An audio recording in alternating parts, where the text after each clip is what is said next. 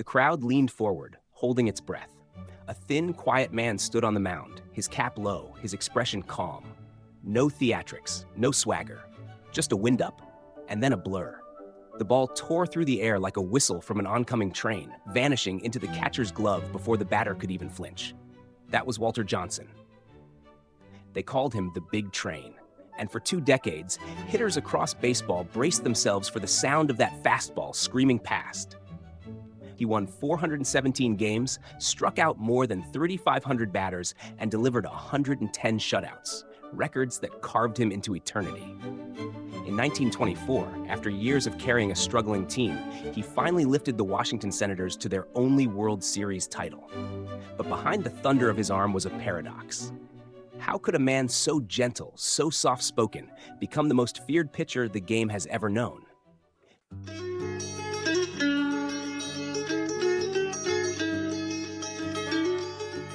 He was born in 1887 in the wide-open plains of Humboldt, Kansas, where life was simple, hard, and honest. The Johnson family lived the rhythm of farm life, early mornings, endless chores, and the constant hum of the prairie winds. Young Walter was quiet, almost shy, a boy who preferred the company of animals and the dusty ball fields carved out of pasture land. There was nothing in his early life that screamed future legend. And yet, in those fields, with a makeshift ball and a worn glove, his right arm began to show something rare. When his family later moved to Idaho, the rural setting gave him even more room to throw. He would spend hours pitching into fences, testing how far and how hard he could hurl a baseball.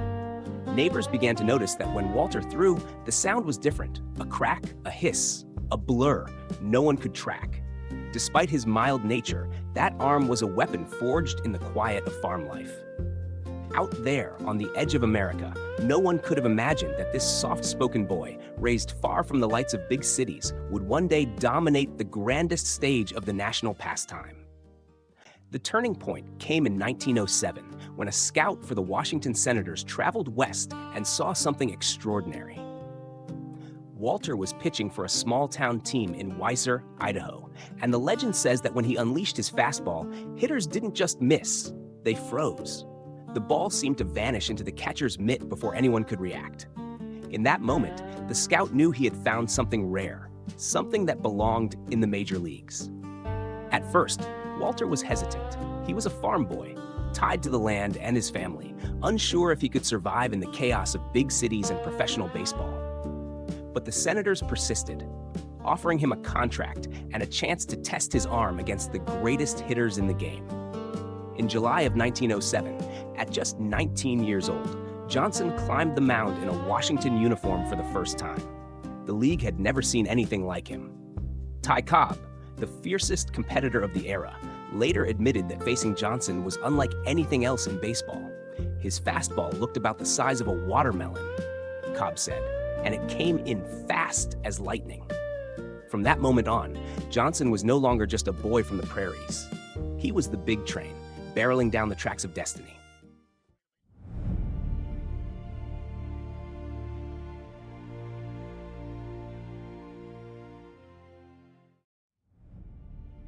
Walter Johnson's prime was unlike anything the game had witnessed. On the mound, he seemed carved from steel, his delivery simple yet devastating, his fastball a blur that even the greatest hitters dreaded. Unlike the wild flamethrowers who came after him, Johnson combined sheer velocity with impeccable control. He didn't just throw hard, he threw strikes, inning after inning, year after year. The numbers still stagger the imagination. 417 career wins, second only to Cy Young. More than 3,500 strikeouts in an era when strikeouts were rare. And then the most untouchable record of all, 110 shutouts, games in which the opponent simply could not score. No pitcher since has come close, and in today's game, no one ever will. But Johnson's greatness wasn't just measured in statistics, it was in moments, like the 1924 World Series, when after nearly 2 decades of toiling for a franchise long seen as hapless, Johnson finally carried the Washington Senators to glory. In Game 7, he entered in relief, his arm worn down by age and miles, yet he summoned every ounce of strength. 12 innings of tense, heart-stopping baseball culminated with Johnson's pitches keeping Washington alive, until a dramatic hit in the 12th, delivered the Senators their first and only championship. The roar that shook Griffith Stadium that day wasn't just for victory. It was for Walter, the gentle giant who had given everything to the city and the team. Even his peers bowed to his greatness. Babe Ruth admired him. Ty Cobb admitted he feared him.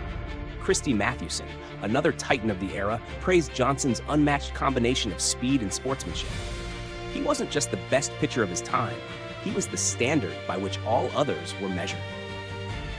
For all his dominance, Walter Johnson's career was not without shadows. More than once, greatness seemed cruelly out of reach. For nearly 2 decades, Johnson pitched for the Washington Senators, a team that, more often than not, struggled at the bottom of the standings. Year after year, he threw masterpieces, only to watch his team squander leads or fail to score a single run for him. Baseball historians often note that had he played for a powerhouse club like the Yankees or Giants, his win total might have been untouchable.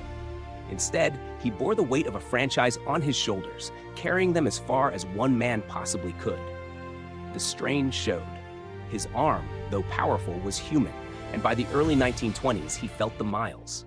Injuries crept in, and younger pitchers began to emerge. Johnson himself, ever humble, sometimes admitted to feeling like his best days were behind him. The irony was painful. The greatest pitcher of his generation, trapped on a losing team, fading before his moment of triumph. Off the field, he knew personal heartbreak as well.